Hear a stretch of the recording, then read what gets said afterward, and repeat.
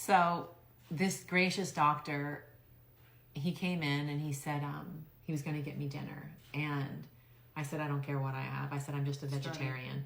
And so he goes, I'll see what I can find. And so he came back and he had it was actually freaking really good. And it was hot and I was starving. And he just looked at me in a way that made me realize that this was probably a big deal.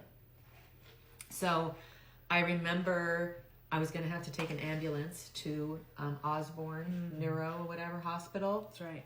And I just remember Isaiah, who's my littlest boy, who's my protector, saying, can I come with you in the ambulance? And I said, you can't come with me, honey. And he goes, well, there better not be guys driving it. So never a boy. And I didn't have any guys. I had two beautiful women, badass women that made me laugh and made me feel safe. And I have a picture of me in that damn ambulance with my gym clothes on from that same day in my freaking purse, like, gonna go to the hospital real quick. Yep.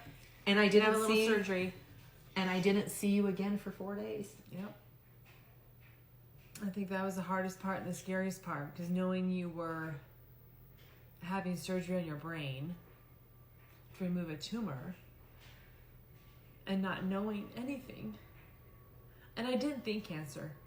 I didn't think cancer. It didn't even cross my mind that it was cancer.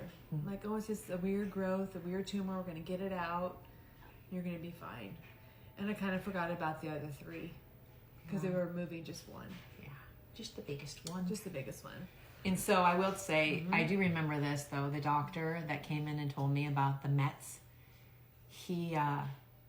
I told him that I was supposed to be going to Uganda and I couldn't go because of getting COVID. And that's when he looked at me. I think he was the first person that ever said it. He was. He said, well, COVID saved your life.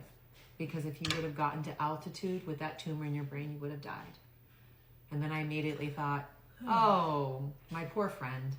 She would have a dead body that she would have to bring home. You did say that. Yeah. It would have been a really bad ending to a trip. Bad ending to a trip. So what I got from all of that today is I've had angels holding me up since the beginning.